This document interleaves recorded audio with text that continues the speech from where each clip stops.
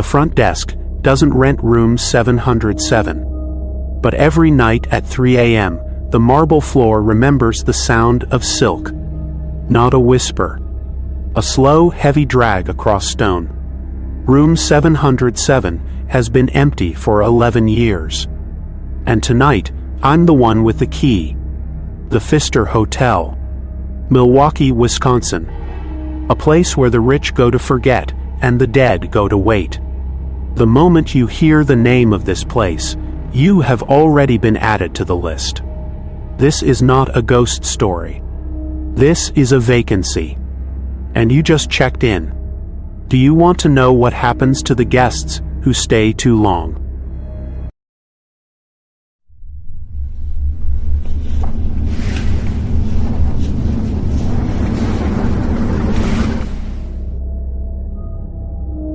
My name is Marcus Webb. I was 23 when I learned that some hotels do not rent rooms. They collect souls. The Pfister opened in 1893. Roman brick. Terracotta.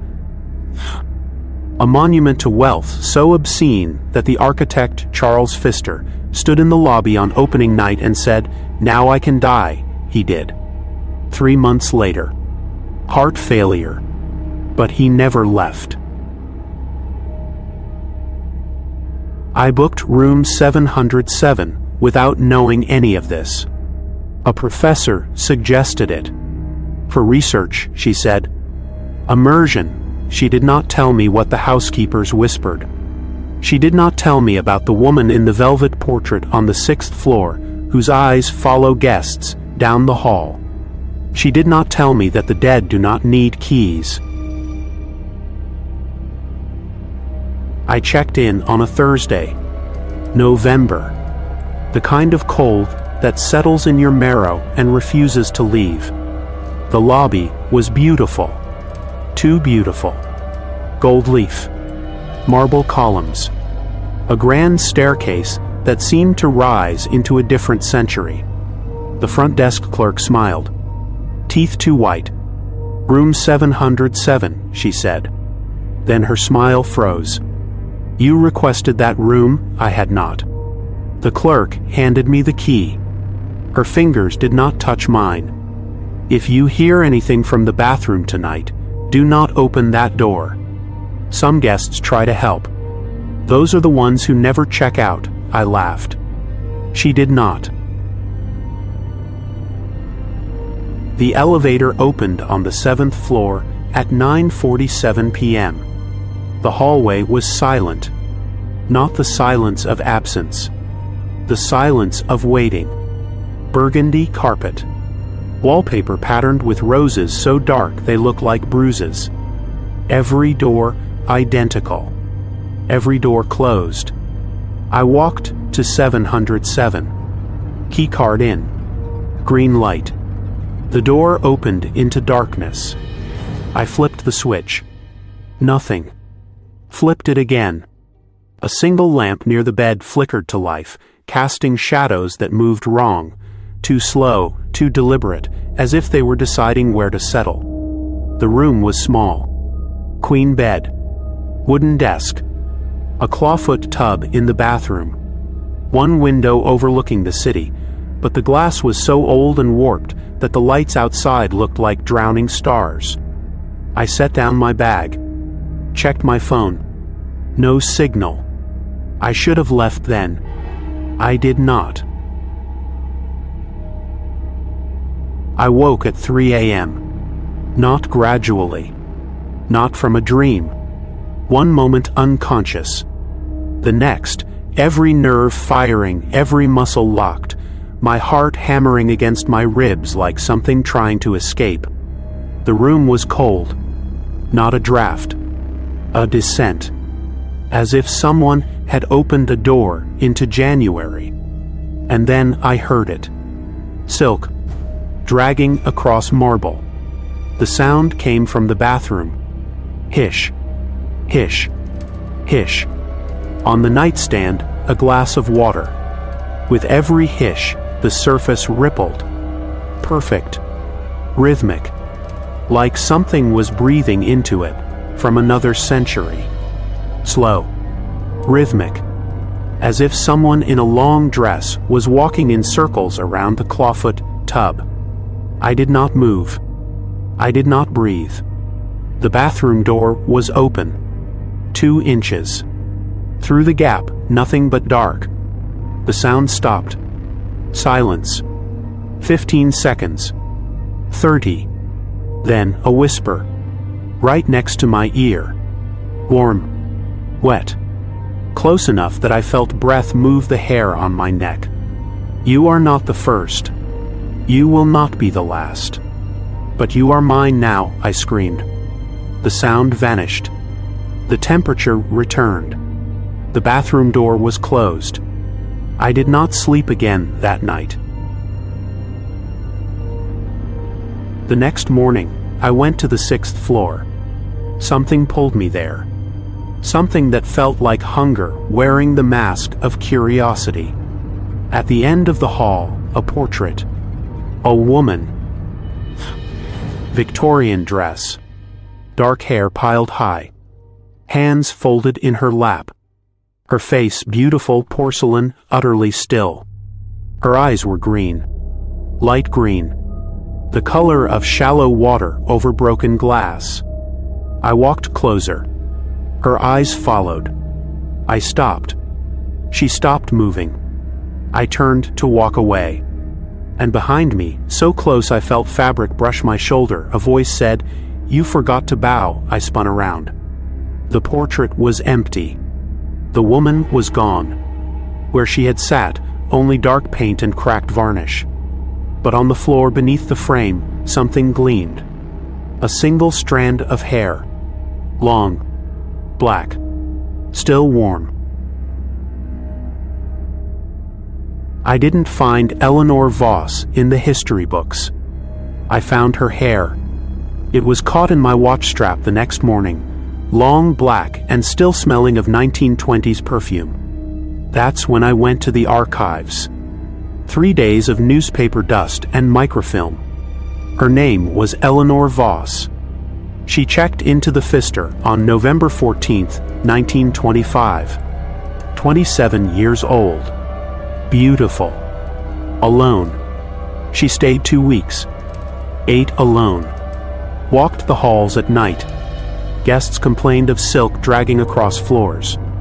Staff found her room always cold, even with radiators blazing. On November 28, 1925, she did not come down for breakfast. The manager opened her door at 2 p.m. The room was empty. Her belongings gone. The bed unslept in. But on the bathroom mirror, written in lipstick, 4 words, "I am still here." They never found Eleanor Voss. No family. No friends. No one to report her missing. She simply became the hotel. I went back that night. I should not have. But something was in my chest now. A hook, a thread, a rope pulling me to room 707. The front desk clerk did not smile. The last guest who stayed in 707 checked out at 4 a.m. He left his shoes, his phone, his wallet. He walked out barefoot into the snow. They found him 3 blocks away, staring at a wall. He has not spoken since. What was his name? He does not remember. I took the key.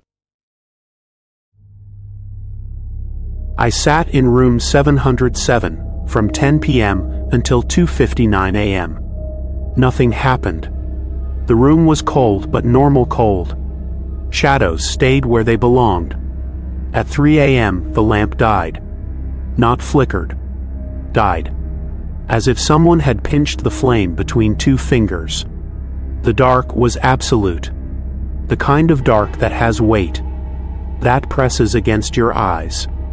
And then the silk. Hish. Hish. Hish. Closer. Not in the bathroom. In the room. I reached for my phone. The screen lit up. In the pale glow, I saw her. Eleanor Voss. She stood at the foot of my bed.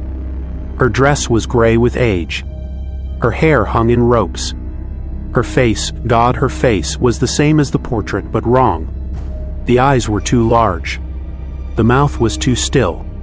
The skin had the texture of wax melted and recast. She was smiling. Not a human smile. A smile that said, "I have been waiting. I am always waiting. And now you are here." She raised one hand. Fingers too long. Each nail black. "You read about me," she said. Her voice came from everywhere. The walls. The ceiling. The pillow beneath my head. "You spoke my name. Do you know what happens when you speak the name of the forgotten?" I could not move.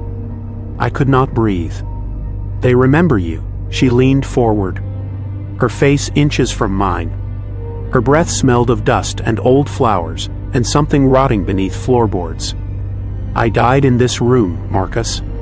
Not in 1925. In 1894. The year the hotel opened. I was the first. The architect's mistress. He promised me a room. He promised me forever.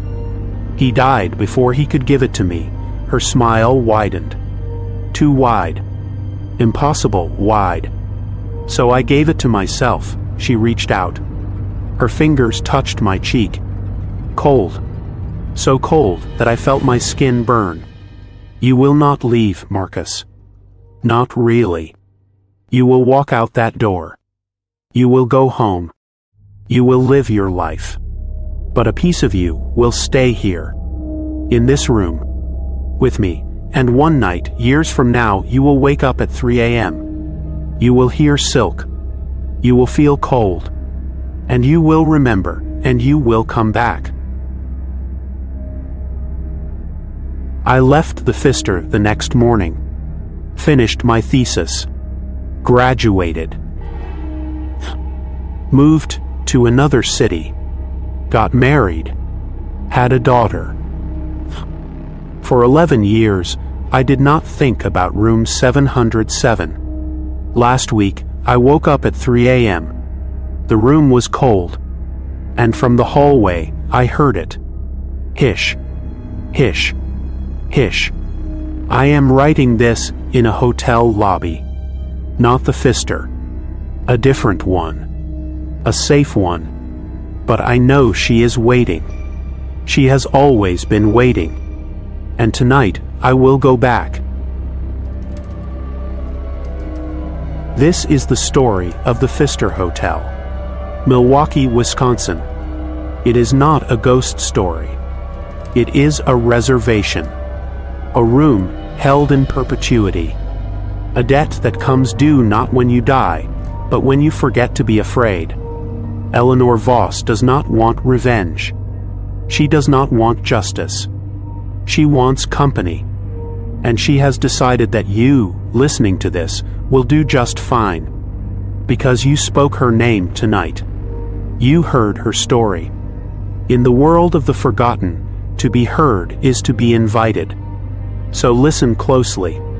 If you ever stay in a hotel that feels too old, if you hear silk where there is no fabric, if you wake at 3 a.m. and the cold has teeth, do not look under the bed. Do not check the bathroom. Check out. Drive until dawn. And never speak the name of the room, because some guests are not allowed to leave. If you have a story that haunts you, send it to contact.thedreadcodex@gmail.com. Your truth becomes our tale. Your likes and comments keep these stories from being forgotten.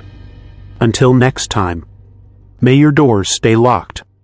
May your dead stay buried. Good night.